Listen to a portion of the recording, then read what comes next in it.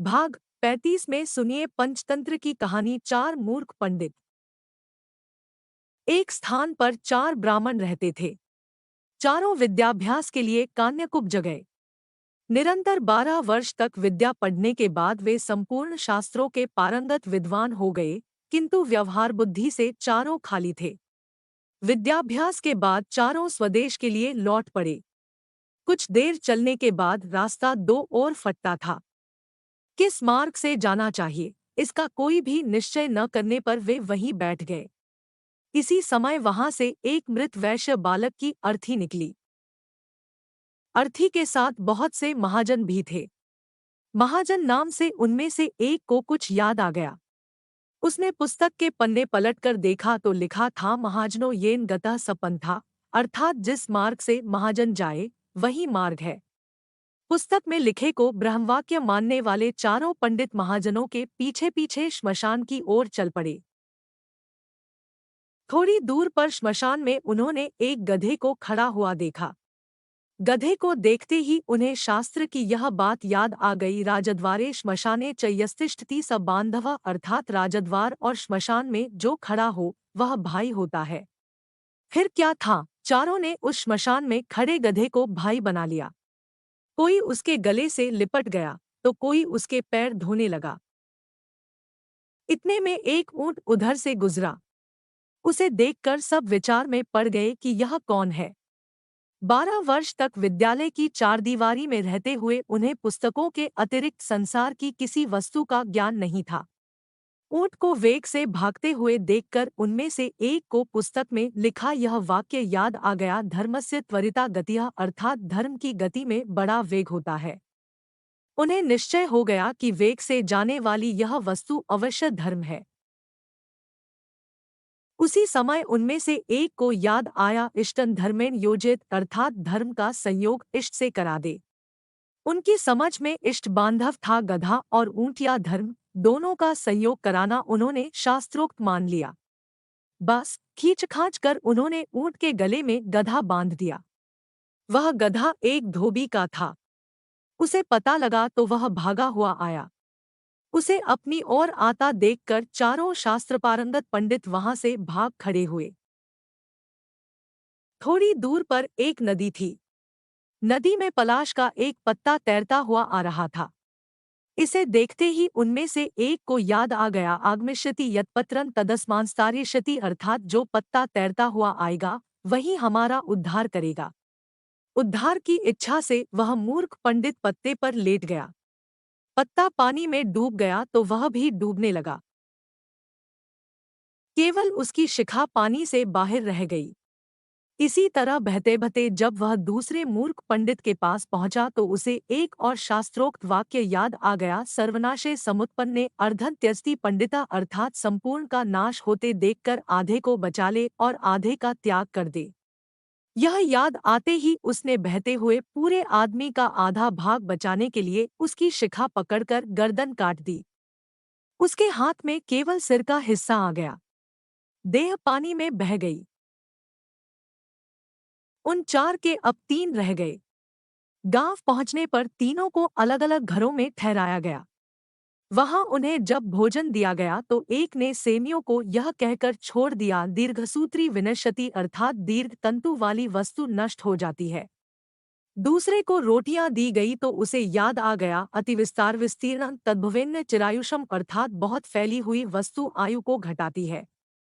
तीसरे को छिद्र वाली वटिका दी गई तो उसे याद आ गया, छिद्रेष्वनर्था बहुली भवंती, अर्थात छिद्र वाली वस्तु में बहुत अनर्थ होते हैं।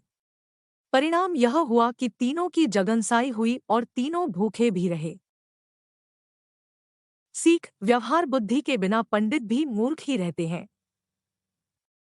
व्यवहार बुद्धि भी एक ही होती है। सैकड़ों बुद्धियां रखने वाला सदा डामाडोल रहता है। यह कथा सुनाकर सुवर्ण सिद्धि ने कहा, तुम लोक व्यवहार नहीं जानते, इसीलिए तुमने मेरा कहना नहीं माना और तुम्हारी यह दुर्गति हुई। सहसा चक्रधर बोल पड़ा, नहीं नहीं, यह सब कुछ नहीं। यह सब भाग्य का चक्कर है। किस्मत खराब हो तो बड़ा बुद्धिमान व्यक्ति भी परेशानी में पड़ जाता है और भाग्य साथ दे तो अल्पबुद्धि भी सुखी रहता है। जैसे शतबुद्धि और सहस्त्रबुद्धि को तो मछुए पकड़कर ले गए, जबकि एक बुद्धि जल में आनंद से विहार करता रहा। सुवर्ण सिद्धि ने पूछा, यह एक बुद्धि कौन था? चक्रधर कथा सुनाने लगा। भाग 36 में सुनिए पंचतंत्र की कहानी। दो मछलियां और एक मेढक, एक बुद्धि। एक तालाब में दो मछलियां रहती थी। एक थी शतबुद्धि, 100 बुद्धियों वाली, दूसरी थी सहस्त्र बुद्धि, 1000 बुद्धियों वाली। उसी तालाब में एक मेंढक भी रहता था। उसका नाम था एक बुद्धि। उसके पास एक ही बुद्धि थी, इसलिए उसे बुद्धि पर अभिमान नहीं था। शतबुद्धि और सहस्त्रबुद्धि को अपनी चतुराई पर बड़ा अभिमान था।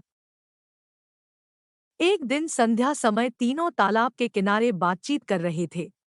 उसी समय उन्होंने देखा कि कुछ मछियारे हाथों में जाल लेकर वहां आए।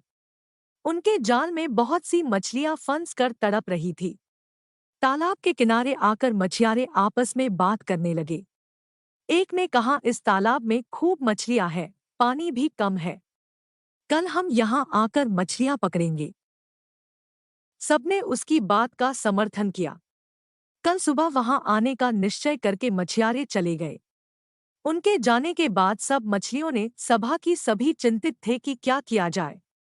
सबकी चिंता का उपहास करते हुए सहस्त्रबुद्धि ने कहा, डरो मत। दुनिया में सभी दुर्जनों के मन की बात पूरी होने लगे तो संसार में किसी का रहना कठिन हो जाए।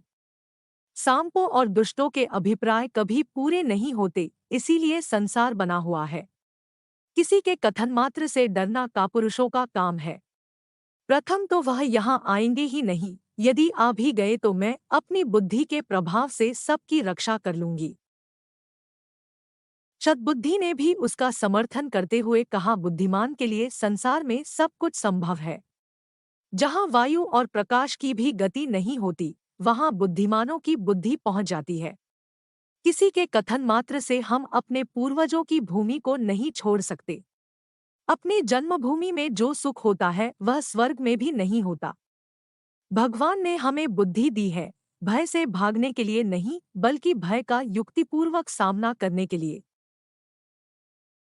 तालाब की मछलियों को तो शतबुद्धि और सहस्त्रबुद्धि के आश्वासन पर भरोसा हो गया, लेकिन एक बुद्धि मेंढक ने कहा, मित्रों, मेरे पास तो एक ही बुद्धि है, वह मुझे यहाँ से भाग जाने की सलाह देती है।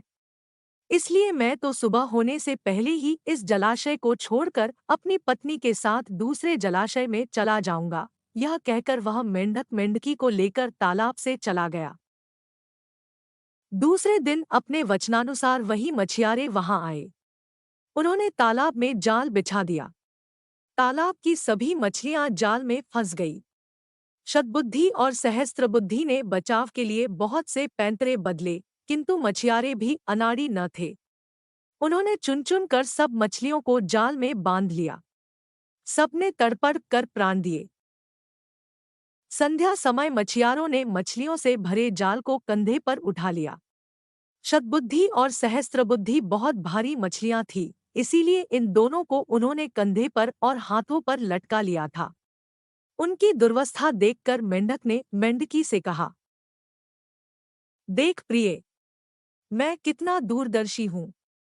जिस समय शतबुद्धि कंधों पर और सहस्त्रबुद्धि हाथों में लटकी जा रही है, उस समय मैं एक बुद्धि इस छोटे से जलाशय के निर्मल जल में सानंद विहार कर रहा हूँ। इसलिए मैं कहता हूँ कि विद्या से बुद्धि का स्थान ऊंचा है, और बुद्धि में भी सहस्त्रबुद्धि की अपेक्षा एक बुद्धि होना अधिक व्यावहारिक है। सीख, विद्या से बुद्धि का स्थान ऊंचा है, और बुद्धि में भी सहस्त्र बुद्धि की अपेक्षा एक बुद्धि होना अधिक व्यावहारिक है। कथा सुनाकर चक्रधर ने कहा, बुद्धि मात्र से सारे काम पूरे नहीं हो जाते। सुवर्ण सिद्धि ने कहा, कहते तो तुम ठीक ही हो, फिर भी समय पड़ने पर मित्र का कहना मान लेना चाहिए। तुम उस समय विद्या के अभिमान और लोभ के कारण नहीं माने और संकट में फंस गए। मित्र का कहना न मानने पर वही हाल होता है जो सियार का कहना न मानने पर गधे का हुआ था। चक्रधर ने पूछा, वह कैसे? सुवर्ण सिद्धि बताने लगा, संगीतमय गधा। भाग 37 में सुनिए पंचतंत्र की कहानी, संगीतमय गधा। एक धोबी का गधा था। गधे का नाम था उद्धत। वह दिन भर कपड़ों के गट्ठर इधर से उधर ढोने में लगा रहता। धोबी स्वयं कंजूस और निर्दयी था। अपने गधे के लिए चारे का प्रबंध नहीं करता था, बस रात को चरने के लिए खुला छोड़ देता। निकट में कोई चरागाह भी नहीं थी। शरीर से गधा बहुत दुर्बल हो गया था। एक रात उस गधे की मुलाकात एक गीदड़ से हुई। गीदड़ ने उससे पूछा, कहिए महाशय, आप इतने कमजोर क्यों हैं? गधे ने दुखी स्वर में बताया कि कैसे उसे दिन भर काम करना पड़ता है। खाने को कुछ नहीं दिया जाता। रात को अंधेरे में इधर उधर मुंह मारना पड़ता है। गीदड़ बोला, तो समझो अब आपकी भुखमरी के दिन गए। यहाँ पास में ही एक बड़ा सब्जियों का बाग है। वहाँ तरह तरह की सब्जियां उगी हुई है। खीरे, ककड़ियाँ, तोरई, गाजर, मूली, शलजम और बैंगनों की बहार है। मैंने बाग तोड़कर एक जगह अंदर घुसने का गुप्त मार्ग बना रखा है। बस वहां से हर रात अंदर घुसकर छक्कर खाता हूँ और सेहत बना रहा हूँ। तुम भी मेरे साथ आया करो। लार टपकाता गधा गीदड़ के साथ हो गया। बाग में घुसकर गधे ने महीनों के बाद पहली बार भरपेट खाना खाया। दोनों रात भर बाग में ही रहे और पौ फटने से पहले गीदड़ जंगल की ओर चला गया और गधा अपने धोबी के पास आ गया। उसके बाद वे रोज रात को एक जगह मिलते, बाग में घुसते और जी भरकर खाते। धीरे धीरे गधे का शरीर भरने लगा। उसके बालों में चमक आने लगी और चाल में मस्ती आ गई। वह भुखमरी के दिन बिल्कुल भूल गया। एक रात खूब खाने के बाद गधे की तबीयत अच्छी तरह हरी हो गई। वह झूमने लगा और अपना मुंह ऊपर उठाकर कान फड़फड़ाने लगा। गीदड़ ने चिंतित होकर पूछा, मित्र, यह क्या कर रहे हो? तुम्हारी तबीयत तो ठीक है? गधा आंखें बंद करके मस्त स्वर में बोला, मेरा दिल गाने का कर रहा है। अच्छा भोजन करने के बाद गाना चाहिए। सोच रहा हूं कि ढैंचू राग गाऊं। गीदड़ ने तुरंत चेतावनी दी, नन, ऐसा न करना गधे भाई। गाने वाने का चक्कर मत चलाओ। यह मत भूलो कि हम दोनों यहाँ चोरी कर रहे हैं। मुसीबत को न्योता मत दो। गधे ने टेढ़ी नजर से गीदड़ को देखा और बोला, गीदड़ भाई, तुम जंगली के जंगली रहे। संगीत के बारे में तुम क्या जानो? गीदड़ ने हाथ जोड़े, मैं संगीत के बारे में कुछ नहीं जानता, केवल अपनी जान बचाना जानता हूँ। तुम अपना बेसुरा राग अलापने की जिद छोड़ो, उसी में हम दोनों की भलाई है। गधे ने गीदड़ की बात का बुरा मानकर हवा में दुलत्ती चलाई और शिकायत करने लगा, तुमने मेरे राग को बेसुरा कहकर मेरी बेइज्जती की है। हम गधे शुद्ध शास्त्रीय लय में रेंगते हैं। वह मूर्खों की समझ में नहीं आ सकता। गीदड़ बोला, गधे भाई, मैं मूर्ख जंगली सही, पर एक मित्र के नाते मेरी सलाह मानो। अपना मुंह मत खोलो, बाग के चौकीदार जाग जाएंगे। गधा हंसा, अरे मूर्ख गीदड़, मेरा राग सुनकर बाग के चौकीदार तो क्या, बाग का मालिक भी फूलों का हार लेकर आएगा और मेरे गले में डालेगा। गीदड़ ने चतुराई से काम लिया और हाथ जोड़कर बोला, गधे भाई, मुझे अपनी गलती का एहसास हो गया है। तुम महान गायक हो, मैं मूर्ख गीदड़ भी तुम्हारे गले में डालने के लिए फूलों की माला लाना चाहता हूँ।